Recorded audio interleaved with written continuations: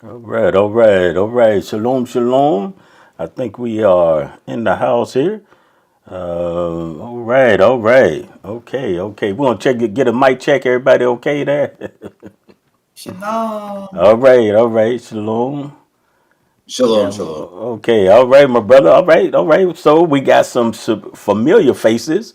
My brother has made it back, of course, and his sidekick. They was running and doing things together. So on tonight, we are back, and so grateful to have all of you in the room tonight. Let me see who we got in the.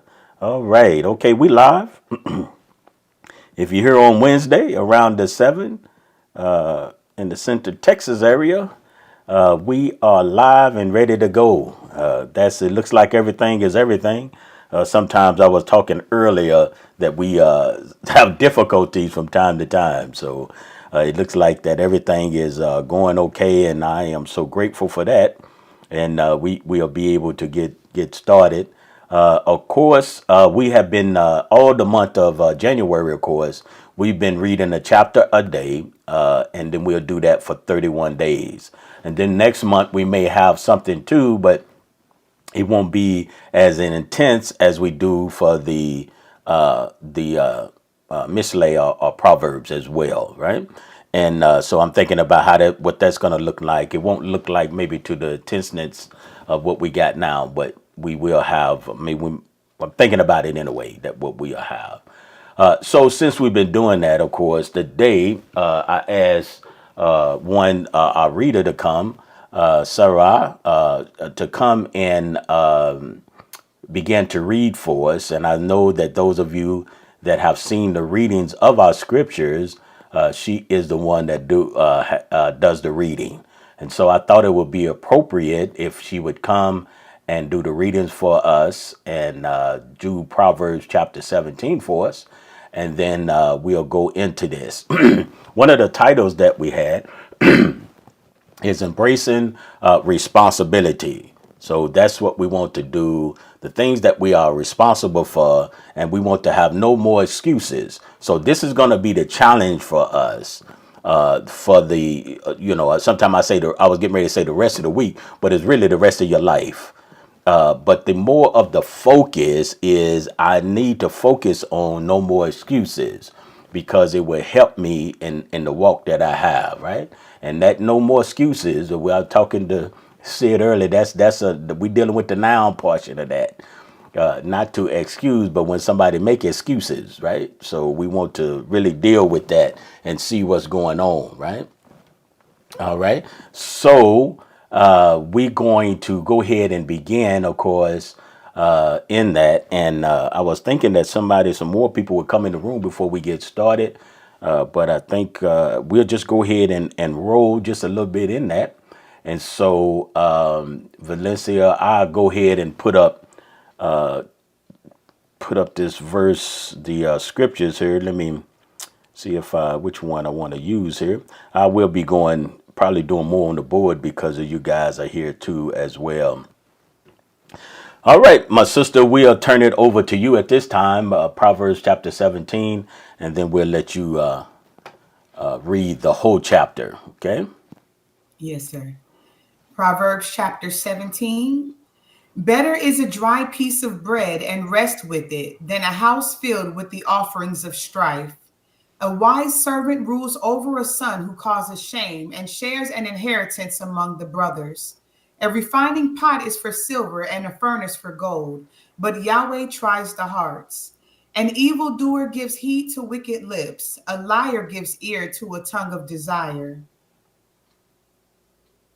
He who mocks the poor reproaches his maker. He who rejoices at calamity does not go unpunished. Children's children are the crown of old men, and the adornment of children is their fathers. Excellent speech is not fitting for a fool, much less lying lips for a noble. A bribe is a stone of favor in the eyes of its owner. Wherever he turns, he prospers. Verse 9.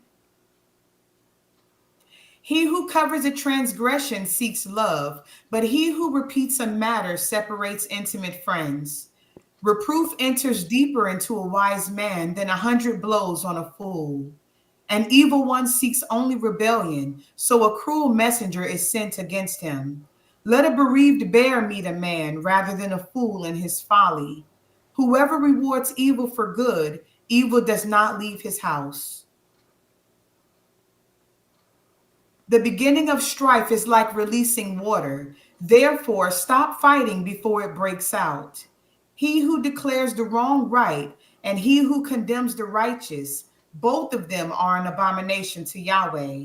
Why is this a price in the hand of a fool to buy wisdom when there is no heart? A friend loves at all times, and a brother is born for adversity. A man lacking heart shakes hands in a pledge. He becomes a guarantor for his friend. He who loves transgression loves strife. He who exalts his door seeks destruction. He who has a crooked heart finds no good, and he who has a perverse tongue falls into evil. He who brings forth a fool has sorrow for it, and the father of a fool has no joy. A rejoicing heart causes good healing, but a stricken spirit dries the bones. One who is wrong accepts a bribe behind the back to pervert the paths of right ruling. Wisdom is before the face of the understanding one, but the eyes of a fool are on the ends of the earth. A foolish son is a grief to his father, and bitterness to her who bore him. It is also not good to punish the righteous one, to smite noble ones for straightness. He who has knowledge spares his words, and a man of understanding is cool of spirit. Even a fool keeping silence is regarded as wise, as understanding when he closes his lips. All right. Oh man. All right. All right. Ah, that's good reading. That's good reading. Oh yes. That really really let me include that scriptures in there as well because we can go back maybe go back through it just a little bit here. The first portion of this, and we are again embracing our responsibilities, most of all to Yah. And how we do that is we have a responsibility with one another. And I'm looking into the fact that, we won't have the excuses. And so we will get even more into that. But we want to do, I think I had put in a signal earlier about, some questions that we may have, the things that we are doing that. And in verse 1, it was talking about better is a dry piece of bread and rest with it than a house filled with the offerings and of strife, right? Do y'all know why that might be? I have some ideas.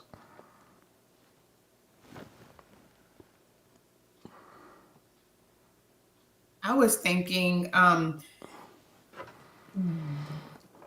if your home is filled with strife, it doesn't matter what or how much you have filling it, you won't get to enjoy it anyway. And I was looking at the dry piece of bread as provision, and it's still provision, even though it's a dry piece of bread, but you have rest with it. So there's a contentment in it and a simple provision and shalom. So you can relax in that, you can enjoy it.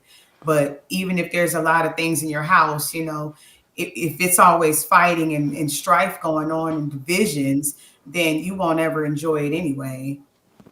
Okay. All right. Good. Good. Real good. Do you have anything, my brother? I agree for Okay. sure. Yeah, yeah, absolutely.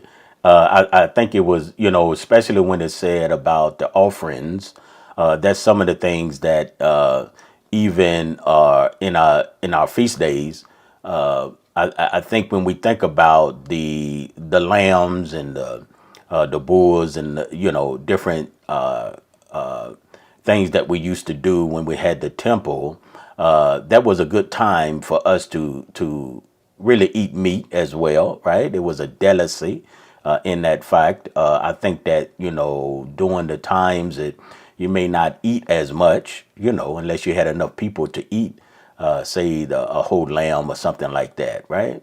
But it's truly when we come to rest in those things. But it's real good. That's real good. In verse 2, what is the insight? What insight does the Proverbs provide about the role of a wise servant in comparison to the son who caused shame? So, excuse me, shalom. So on this one, what got me was so that how can I say it? Your relationship with a ruler isn't dependent on the status. You know, if you have a good relationship with the ruler, they'll put you in a position of honor, even over someone that they're related to, if you know that person's deserving of it. Hmm. So I just thought it was a really good thing to take a look at, is that, being in the family uh, isn't always your blood relatives. Like, as far as the leadership is concerned, they'll put the person who is in charge, who's capable of doing the job. Hmm. So that's really the point that stood out to me the most. All right. All right. Good. Good. You had anything, my sister? I was, I definitely agree with that. But I was also saying, like, you can lose what you have, Hmm. because if he was the son, then that was his inheritance. That was his natural place to, be, the servant would be serving him or serving them, so you can lose what you have, so even maybe he at a point in time he probably saw himself elevated over that servant, and now you've lost that space, and that servant has become you. That servant has become like a son to your father. So being careful, and shame, and being a foolish person, that'll cause you to lose what you already had, what could have been coming to you. And and such as even our relationship in this life. And I'm not as skilled, but thinking about saying, like, you could even, yeah, like that there's a verse that talks about, even that which you have, you will lose that too. You can lose that. And that's what I kind of immediately thought when I was reading this one. Who you were, your status, your position, it doesn't matter if you won't walk righteously, because everything that you thought you were, and if you become puffed up in that, then that person who was serving you, you'll be serving. Yeah, absolutely. And that definitely includes leadership, right, in the family as well. All right. Good. Good. How does when we reflect on verse 3 there? How does which compares refining silver and gold to how Yahweh tests the heart? How is that? What is that a challenge for us? What is that all about on this journey? I would say, really, it's learning from what you go through. Hmm. I think a lot of the experiences we have in our journey with the Father, if we're paying attention in our pursuit with Him, we start we could examine, what He's bringing us to, where He's brought us from, and anything about that refining process. It takes time. It takes a long time. Especially when we're working with metal, you've got to heat it, and fold it, and depending on if you're working with a crucible, it's even different. So I'm always fond of the way the blacksmith does it, but a jeweler does it a little different. But the whole idea here is, I'm looking at a process that the Hmm. Father. Hmm. You would always say something along the lines. Uh-oh, he froze up. Yeah, I saw that Yeah, too. yeah. Go ahead, hit it again. Yeah. It, That the Father, you would tell us something in the lines about not making a snapshot judgment, and I'm always under the mindset of, this is a growth process. hmm. So you have to have, first you got to receive the word, then it has to grow up. Then when it grows, it's going to get pruned. And with all that, I'm looking at that as a trial that the Father does with us. It's going to Hmm. take time. And just as you would want to get all of your impurities out of the metal so that you have the highest quality, so too He's going to do that with our life, so that we look more like his son.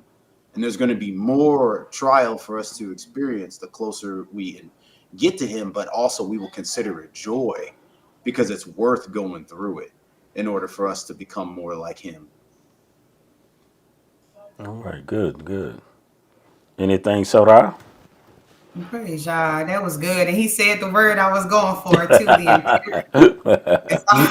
As as I was thinking, we going along, but you don't know what's in you until you get back in that pot or get back in that fire, or those trials come and they bring, because you could think you're doing really good. You think you can come, came a long way, and you may have come a long way, but you don't know what's still there until the trial comes, until the heat comes. And I think about, like, when he was talking about it, with the blacksmith and then the gold and the silver. I'm thinking, like, what if you go to the jewelry store and you think this is just the most beautiful necklace you've ever seen, but then if you go and take it to the fire again, then you see there's still something left, and that's us. And so I just got that visual while you were talking, and it's always something there. And I think about, every time we go through the cycles, every time we go through the different feasts, and it comes back around. It's like, man, especially with unleavened bread, and you get to the end of it, and it's like, whoa, there's something new, or something else that I realized was still there. And so I praise y'all for it, because, like you said, it draws us nearer to the master, and the heat turns up, because you got to be set apart to be near the set apart one. So I praise y'all. Hallelujah, hallelujah. Now it says, but Yahweh tries the heart. Does he try the heart? How does he do that? With sin, or he see? How does he try to make you sin? How is he trying your heart? What are some examples that you may know of that Yahweh had tried your heart? So first off, I love what Valencia just said. That was real good. It made me think about how you get a gold bar and it's like 99.999, but it's never 100. So that was good. The other thought was about what you said about how Yah tries us. The first thing that comes to my mind, I think everybody has their own experience, but what I'm thinking about, the word at least, is Deuteronomy 8:2, about how it says, he'll lead you into what I would call a proving grounds. He'll take you to the proving grounds to see what you'll do. So it says, I think in Deuteronomy 8:2, it says he led you throughout this wilderness to see what was in your heart, whether you will guard his commandments or not. So when I'm thinking about how Yah's tested me, I'm looking at it in the sense of, if I had an opportunity to go against his word and I chose to do his word instead, or if I had the opportunity to do less than what was written, but instead I did what was required. So, I mean, like, everybody knows the 10, or at least everybody should know, or has heard of the 10 commandments before. So, like, if it's, if tomorrow's the Sabbath, if you will, the seventh day, we call it Saturday in English. And my job is like, hey, Sid, we're going to pay you, overtime and a half. We're going to pay you like 5 times as much an hour if you would just work the Sabbath. And I'm right now, let's say I'm in a situation where I need some money. And I'm like, oh, wow, I could probably gain all the money in one day. That's a good idea. But then what happens is the word of the Father would be like, well, the Sabbath day is the day of rest. It's the day where you do not work. You do no labor. So then I would choose to do the Sabbath day instead of my job. Okay. So I would say that's just my idea of how, when I'm thinking about the Father's giving us an opportunity for us to see ourselves. So when it says Yahweh tries the heart, I think a lot of people would put it in their minds as if the Father is allowing bad things to happen to you or whatever. But I'm looking at it more along the lines of, you will be in a situation where you can choose to do what is righteous or not. And the Father's watching you the whole time. So that's just kind of how I see it. All right. That's good. That's good. You anything, sis? Not a whole lot, but in alignment with that, just when those old things, those things that you've worked to overcome, end up circling back around, and to see Hmm. how will you respond, whether it's a disagreement, whether it's will you get will you get angry and explode like that's me, will you explode like you used to, Hmm. or just different areas, that you've met, and it'll come back in another situation, and to see, will I choose Yah's way, or is this still something that I need to be working on, but it also shows us where we are, so it can be an encouragement or a reminder. So Yeah. yeah, Yeah. all those things. Absolutely, and I think you guys had did good. I was looking as Sid and you was talking and talking of thinking about what you guys are saying and lining up with a couple of notes I had as well about that the test is there to reprove us to see what the value you were saying earlier 999 or how it presents, right? So what's there is to help us, right, to see what the value we have in that test. So when we are embracing responsibilities, then we're thinking about no more excuses. So what we're gonna ease right into is the fact that we are not gonna make any more excuses. So now that's refining us, right? That's testing, that's trying our hearts to see if we're going to continue in making excuses in our walk, making our excuses on the job or whatever it may be. So we are, as we get into this, we'll see that, and that's one of them to get refined, and so that testing has to take place. But the testing is there for a reason too. Sometimes it's not being removed like it should be. It should be removed, right? It should be removed. So those tests come, and they keep coming, and they keep coming, and they keep coming. Why is that? So I always looked at it as I'm using myself is why is that keep coming to me? Well, it has not been removed. So sometimes in the process of refining something, or making it the way that you should, sometimes it has those impurities in it, and you have to keep working with it. Really, something that is really at this perfection. Normally, you can't. It's very rare that you get it the first time. Because you can always see something. And sometimes you guys know after you make something or do something or build something or paint something or whatever it might be, you always later when you look at it, you always find out, oh man, I could have did this, I could have did that, right? That will always be. So, say if I was painting something, doing a painting of something, right? I was painting a tree and I realized that I could have did much better. The next time I go and paint that tree again, I won't forget what I need to add to it. Say I left some branches. I was painting a tree and I left some branches out of the tree. The next time I do it, I should apply those branches. That shouldn't be something that almost should be at the forefront of when I'm painting a tree again is the fact that, okay, I left this out this time. I need to make sure that I do that, right? Why? Because I want to refine that. So if we are going down that same road with that same whatever it is, because we don't want to do like we won't, verse 5 talk about the mockery, talking about the foolish, not verse 5, but we in Proverbs itself is what I'm saying. And so we need to make sure of what we want to do, and how we want to do it. So we want to be designed for the Father.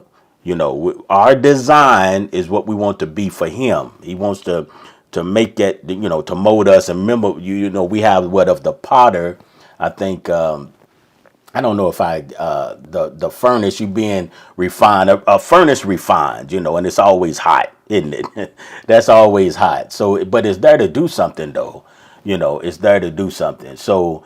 I think one of the power up moments here is if this keeps coming back to us, then and we're not kind of getting victory over that, then that we need to make sure, and this is what I had got down, that it needs to be removed.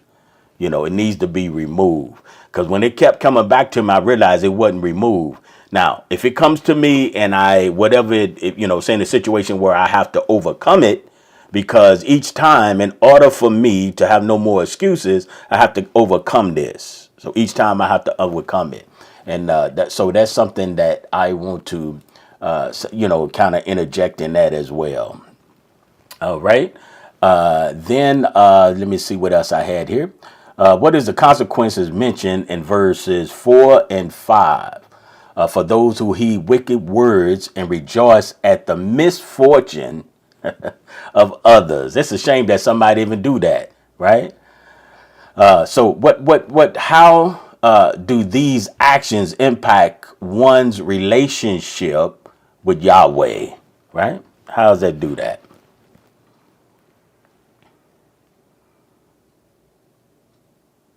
Yeah, is y'all the mic on? Oh, sorry. I was actually looking up something. I thought Oh, somebody was okay, speaking. okay, all right, Sorry. my fault. Okay, Well, it so But separates you. okay, uh-huh. Is the evildoer is listening to that one that is supporting its evil. It's he's giving heed to wicked lips, so he's listening out for what he wants to hear. So if he's listening out for those things that are contrary to the Most High, then he's definitely not listening to the Most High. So there's no relationship there. So I just think there's just a separation. And if without the Father, there's no life, it can only lead to death, those actions. It's like he said, he who rejoices at calamity does not go unpunished.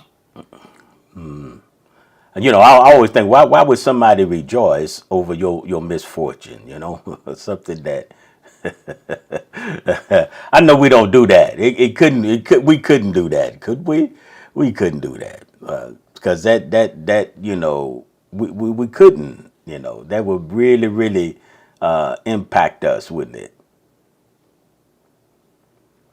But it won't Which go was unpunished. It won't go unpunished. And I think sometimes the things that we do, we think that they will go unpunished, but they won't, right? They won't. They won't do it. It won't go unpunished. That's for sure in that. So that's very, very important in that, right? That's very important. I All right. found it too. Okay. The search was on. All right. The search was it triggered. I didn't have as much time today as I thought I would, but That's all I right. agree.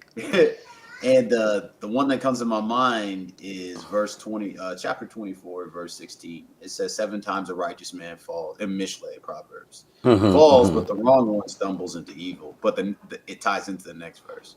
Don't exult when your enemy falls, and let not your hearts rejoice when he stumbles, lest Yahweh see it and it be evil in his eyes, and he turn away his wrath from him. So when I'm thinking about the person who's rejoicing at one person's calamity, they're forgetting where they've possibly been. Because it says even the righteous have fallen.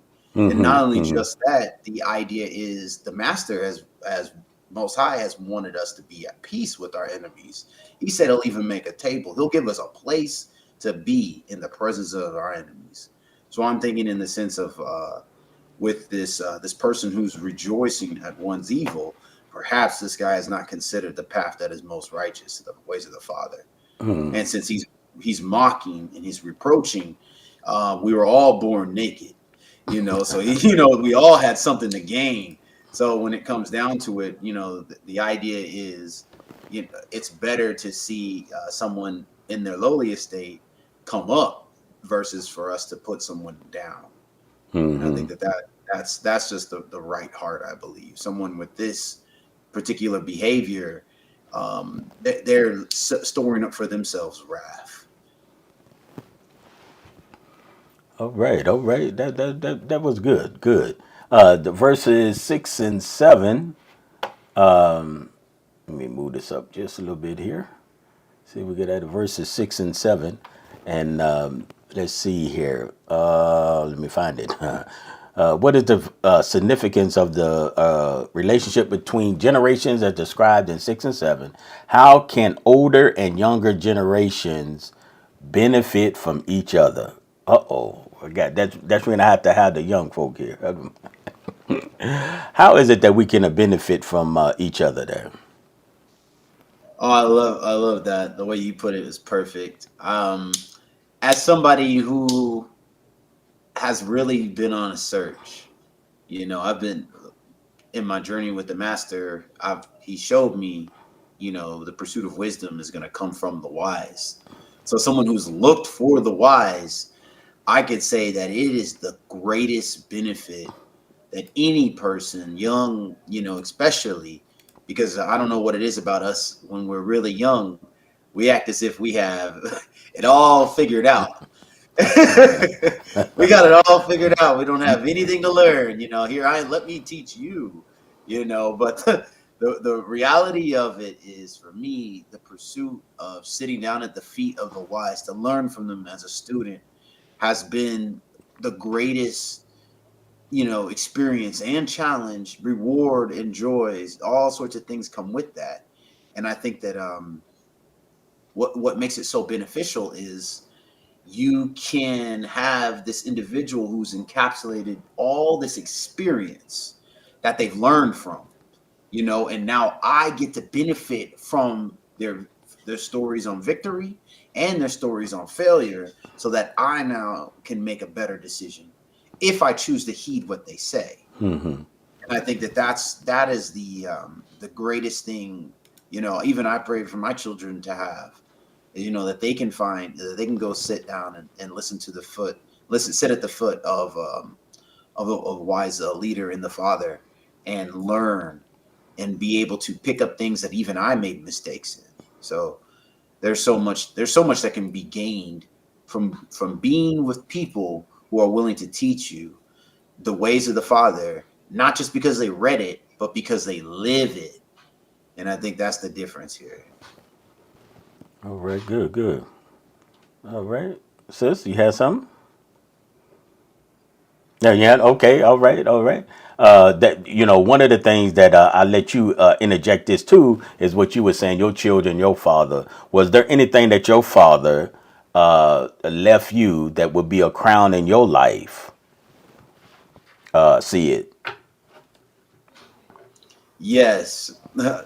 Diligence of work, and the other thing would really be just valuing and have everyone's life, and just Mm-hmm. really building up anyone, whether they're your flesh and blood or not. Mm-hmm. Just to consider every person you encounter as valuable and willing to learn from them, and just really willing to leave,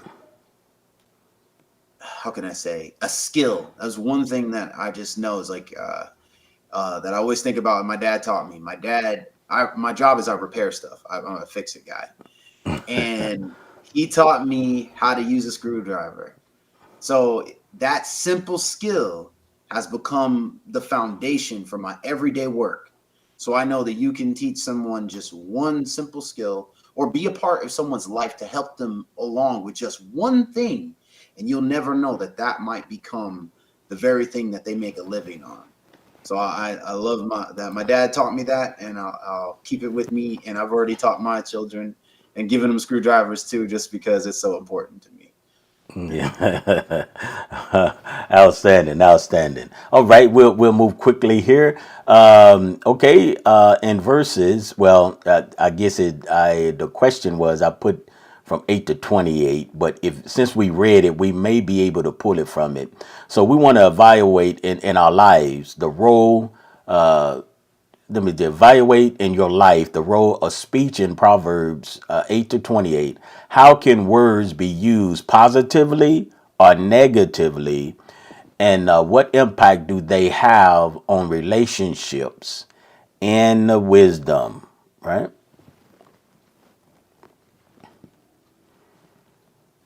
So I mean, we was a bunch of them there, but the rest of like from 8 on down, or any of that particular scripture. If you guys had time, I know some of you was kind of busy, and then yourself you was at work.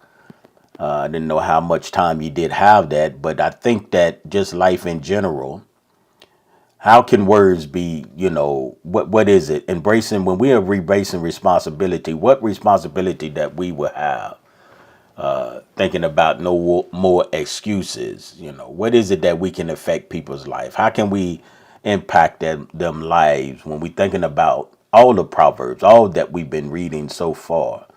What can that really do? Even verse 17 there, a friend love at all times, and a brother is born of adversity. Do you guys have any input on that? Yes, sir. I was able to get through all of the verses, just the questions. The the question is on what you just said was about verse 17. Well, yes, you can use verse 17. Yes, that's fine. So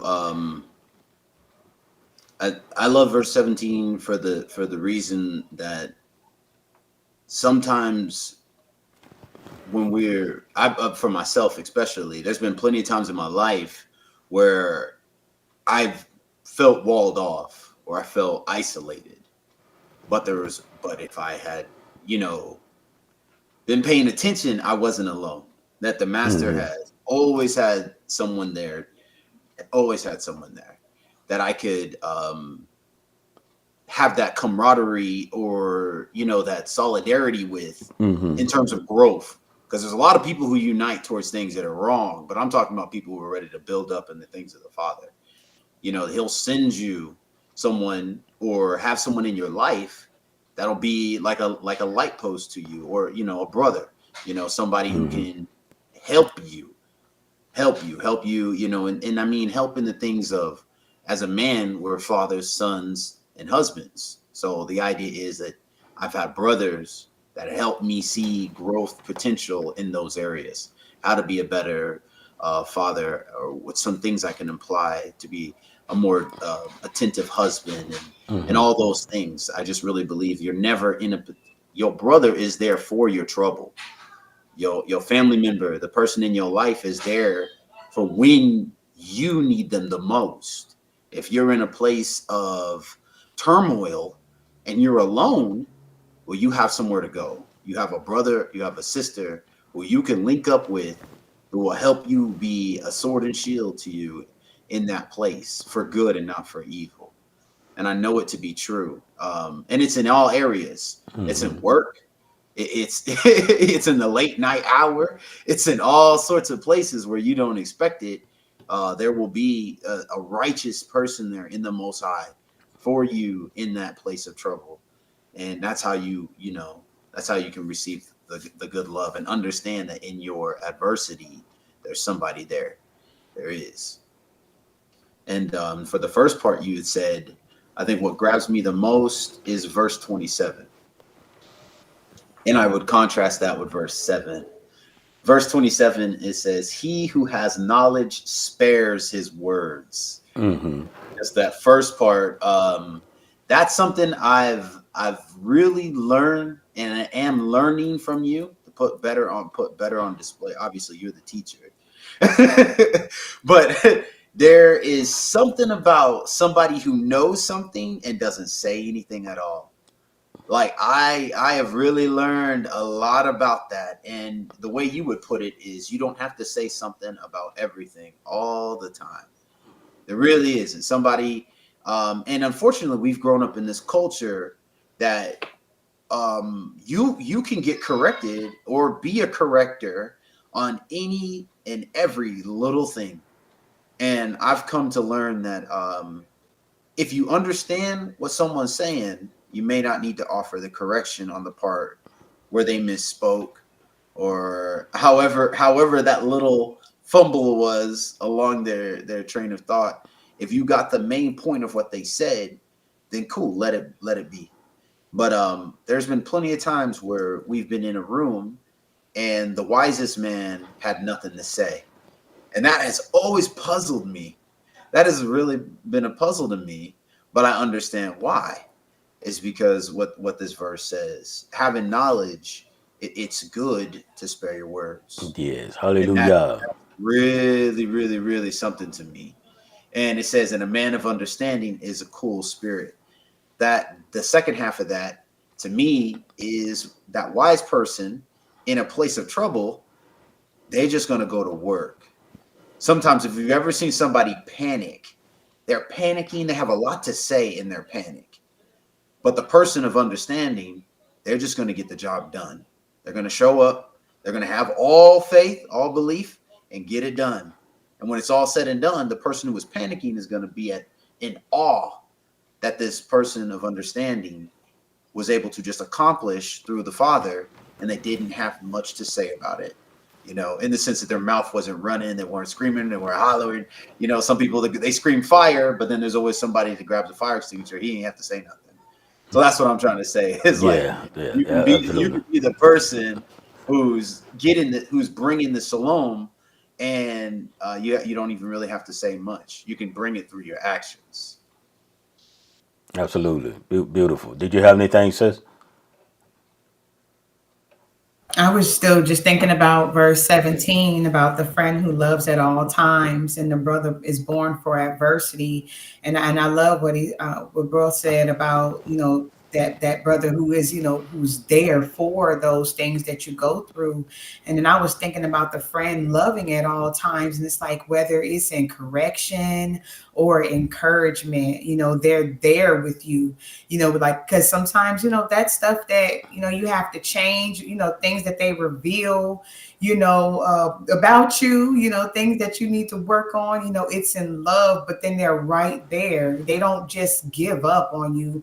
They're right there to walk with you through your growing, and we grow together all the time. It's not a part-time thing. It's not a halfway situation. You're honest with each other all the time with with everything. So, we tell the truth to each other, Yeah. and that's, Yeah. that's what I saw when I saw the love, just being honest with each other, whether, like I said, in encouragement or the correction, reproof, and just that unity in that. So Yeah. that was one Outstanding. that I Yeah, outstanding. I think that was, man, y'all did excellent. That was excellent. I want to just bring out a little bit here on the friend part, since I brought that up, I guess, and we have eloquently, you guys have put that together. A friend and say the natural brother. You're thinking about, when you're growing up together in your household, your friend doesn't really know what's going on in the home, right? And so, yet he loves. His love is sort of out there because you present, and I'm just using this way, okay? If y'all allow me to here, the friend sometimes don't get all of the adversity that's in the home. Sometimes all of the things that go on, right? But the brother is there, the sister, the brother, the siblings are there. But sometimes the friend doesn't see that's in the home when you're growing up, according to what your age is. But a brother will always be there. The love of that, and y'all has shown that the loyalty. This is important to have loyalty in adversity, right? Have loyalty in that, because most times, if you think about just a friend, and I'm using this term in this Western way, if you think about a friend, you thinking about, because they'll befriend you if you don't kind of like do what they say, or if they do what they like. And sometimes your friend is only your friend because you may have something in common, right? But a brother is not like that, right? Or a sister, that's a sibling that's there. And so that's what we are in covenant. That's what we do when we embracing responsibility, right? No more excuses is the fact that brothers, that's how we are. When we grow up, brothers and sisters in the covenant, right? We'll go through things. We never give up on each other. I think somebody say we always love one another, forgive one another, be kind to one another, pray for one another. We do all of these things together because I see that the struggles and the things that goes on. So I go back to the natural family is the same thing. He's still the brother through it all. no matter what.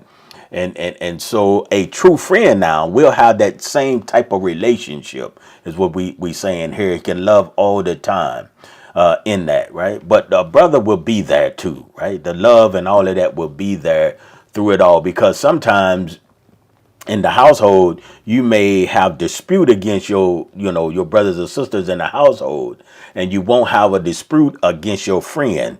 Your friend is who you go to, because your sister or your brother is the one you have in dispute with, right? And they will somehow comfort you, get on your side or whatever that might be, right? So to draw that line, in that. And so sometimes even our Mashiach told us it's easy to love those, I'm paraphrasing here, love those who love you, right? We haven't, that's easy, right? But what we need to do is to love those that may not deliver the same sentiment to us, the same thing to us, right? And so we have to love those. That's easy. The world can do that. Love those who love them. But a true brother and a true sister, their love goes beyond. It goes beyond those things, right? In that, so we want to make sure that we show loyalty in times of trouble with one another, right? Somebody has to be able to stand in that. And I think this was in my notes here as well. You had. I want to, because I think that everyone can benefit from what you had said. I didn't even think about that. I think it was 28. Yeah. And a man of a understanding is a cool spirit. They have a ruach, right? So the thing is when you know something, right, you don't always have to prove that what you know, right? You don't always throw all of your chips in. Don't let everyone know. And I'm just gonna only the proud are those that want to tell you this is what I know. All of this will put everything on the table. Don't always put everything on the table, because if you put everything on the table and they take it, guess what? You won't have nothing left. And so I'm using that as a you don't have nowhere to go. You don't have to prove anything to no one, and in that. And so that's the reason you can be cool, because I have an understanding. I don't have to argue with you. You can, most times people are get into a uproar or a intense discussion. I was saying sometimes me and my wife, we just have intense discussions. We don't argue. But sometimes when it gets in, you don't need that, right? Because you can be cool and know what you know and take your time, but never don't put all of your, if you're getting a nails for that, just don't put everything on the table. Don't let everybody know you're not hiding anything. It's just that you don't put it out there, because I have learned from experience that that there won't be nothing left, and people would take advantage of you and use you in those areas, and you never have to prove nothing to anyone. Just keep walking in your life. Let your life shine through that, right? Let your life shine through that. Okay. Well, I guess I went longer than I wanted to go, but I think it was good. I think it was good. And then I guess the final one was to explore the themes of reproof and strife in verses 9, 10, and 14. How should individuals respond to reproof? And why is it essential to address conflict before it escalates? Right? Why do you think we should address that before it gets out of control? Verses 9, I think it said, the transgression of those are covered, but they repeat the matter separate into friends. And then 10. Okay, did y'all have anything on that?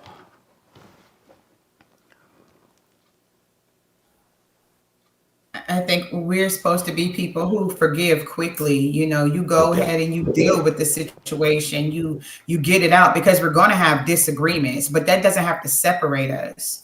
So, and especially if we're loving each other, then we should be able to hear each other out, come to a solution and then keep moving, because the longer you let something linger, the bigger it grows. And then in a tribe or an assembly, that can begin to cause issues that go beyond the original parties. And so you want to go ahead and put that fire out, because a fire, it'll spread real quick. So, if we're saying we love each other, then we need to love each other enough to put the effort in to go ahead and fix it quickly so we can continue to walk united. Hallelujah. Beautiful. That's good. Amen. All right. Amen. Yeah, beautiful. And the same verse is the one that stood out the most to me. Verse 14 out of those ones was the like our sister was just saying. Yes, you can resolve it quickly, and the idea for me is like, because I get all visual with it. Have you ever spilled? You ever spilled a cup of water, or have you ever seen someone knock over a mop bucket? That's the one. So woo wee. When that happens, it's a big mess, and it's harder to get all that water back into that bucket. So the idea for me is it's about, like you were just saying before, about a friend. There was one point in time you had taught us in the sense of, I'm saying it's correction plus solution. So sometimes you can just be like, hey man, your breath stinks. But then you've got, hey man, you kicking right now. Here's a stick of gum. That is a way better solution to me. So when you've got someone, like, oh man, I see, your armpit's a little loud right now or whatever. I got some Axe spray or whatever, right? Somebody's there to help cover me. What I'm trying to say is, like, so with this idea about stopping it before it breaks out, I believe you need to have a solution to the problem. So the idea is, somebody always says, don't cry over spilled milk. Why? Because it's easy to clean up. So that's the idea for me, is that, yes, when something breaks forth, it can be very, very, very traumatic or very attention grabbing. I believe we've all been somewhere to eat, perhaps, like all things considered equal. and you hear someone drop something glass in the next room. You always know, oh, everybody flinches, So, but what we don't see is how well that thing gets cleaned up. And to me, it's like, that's the people we should be. We should be the people who can clean up messes. We should be the people who can resolve differences. We should be the people that, because we love our friends and our brothers, we may be able to offer that love and correction, but also be willing to administer a tactic or a technique to bring about a better solution. So when you, before you had said something, and it's leaving me, unfortunately, but the idea for me is, like, if you're gonna, you mentioned something about you taught us about the wooden spoon, because the wooden spoon, is to resolve something that's already began to get out of control. So I think that idea is the wooden spoon, which we learned from our sister right here, calms a boiling pot of water. So I believe we should all be able to implement those wooden spoon areas in our differences, and in the things we don't see eye to eye, not just to let it get out of control, but also help bring about a solution. And that's what matters the most to me. I care, because there's no point in leaving something broken and just pointing out that it's broken. Let me also bring something to heal it, to fix it, to bind it up. Absolutely, absolutely. That was good. That was good. Y'all brought that out pretty good. I think I wanted to just keep going on the way, because I didn't know which way to go. But we will on next week, I think. Of course, if the Father will allow us to, we will come back together for embracing responsibility and no more excuses, and then we'll say part two on that. Right now, I don't know if I could get Valencia. Are you available next week? Okay. All right. I'm So here. yeah. So we may not go as we may not go as long as we did in 17. I just felt like that it was good for that. as we did on tonight, right? So when we come together next week, will deal with the understanding how it impacts us, right? And how that the excuses will impact us. And those will do that, and it will affect your personal growth, right? So we want you to be able to have success. We want you to be able to succeed. And that's one thing that really, really can hinder us if we don't, if we don't have that, right? If we don't have that, it'll hinder us from doing it. Oh, I think okay. We don't have it, it'll hinder us. And so we want to be next week. I'll give you a cliffhanger, have that power, right?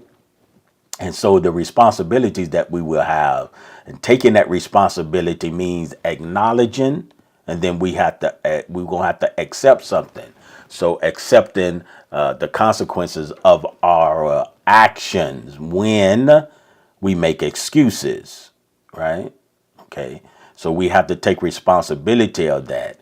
So we want to think about, give us, and those of you that are here live and being with us, a whole, well, if we come back together, it'll be a whole week until we come together on next week, and then we'll be able to have Sarah to read again. At that time, it'd be 24. Next week, yeah, it's 24. So have her to read 24 in that. And so how would that help us with our decisions? And so we're going to take responsibility. This is what we're going to do. And then we're going to empower ourselves, right, to learn in that. And I think no more excuses will really, really, really give us a growth spurt.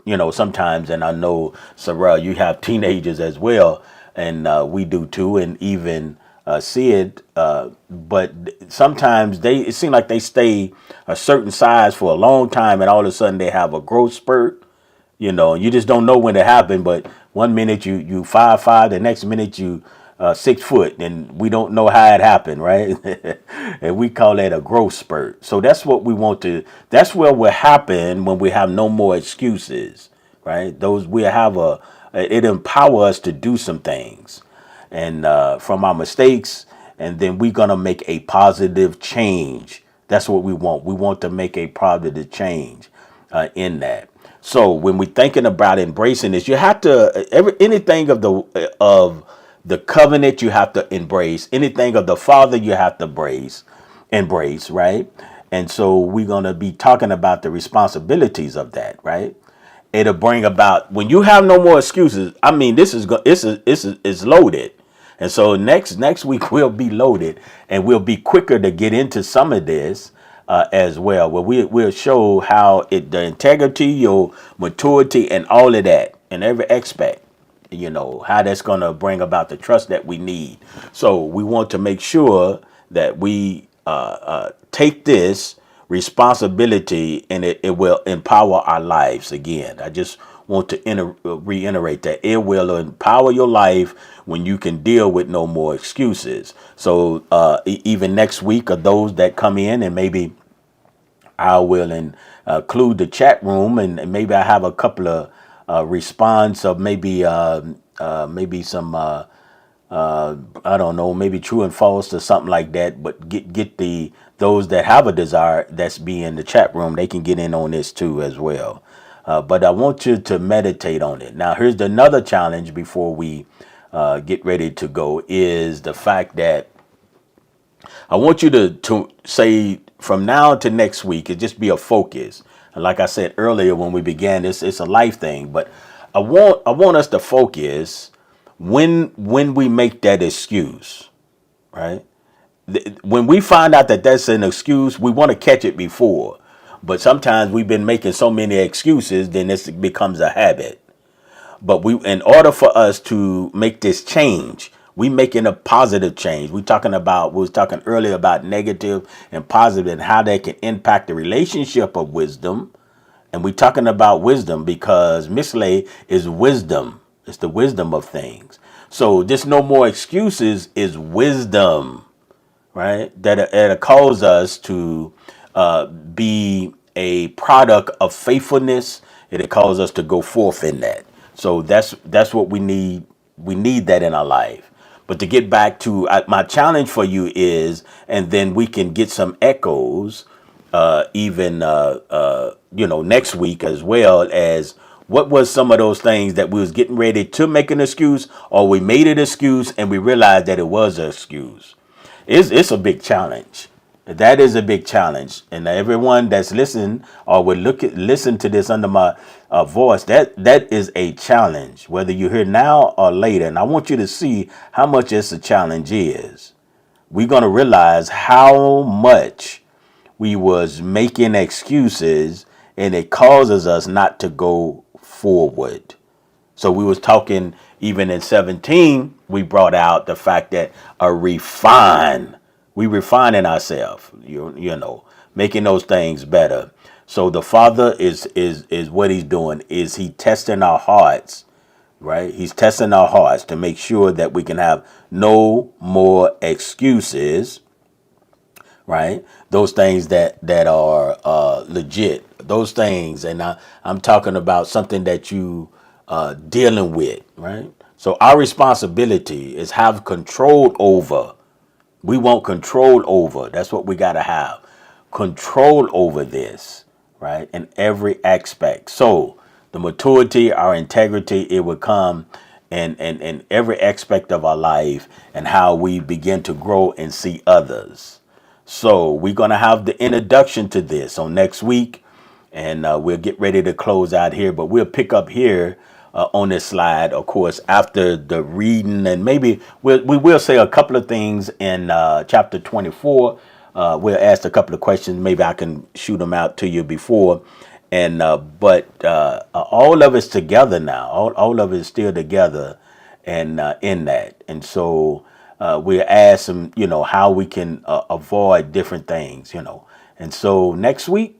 We're looking forward to having you guys with us. I am so grateful that you took out time to be on Power Up. That encourages me. I love that. I love when people are here and are in the room. Let's see who's in the room. I don't think I gave a shout out. I don't know if y'all know these people here. They, yeah, get a shout out. So grateful of you. I know it's a little time delay, but we just want to give a shout out to. Do you know that lady right there, Sid?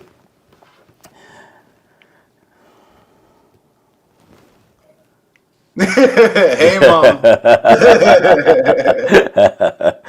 Shout I out can to joke her. like that with my mom. Yeah, you could It's joke. all Okay, all right, all right.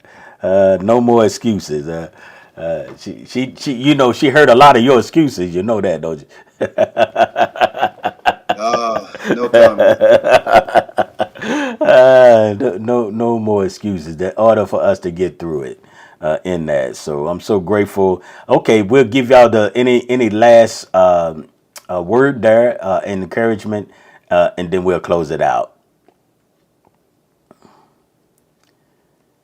I'm just going to say thank you for having me up here tonight. Praise the Most High. It was good. And this is definitely something that I'm embracing in my present.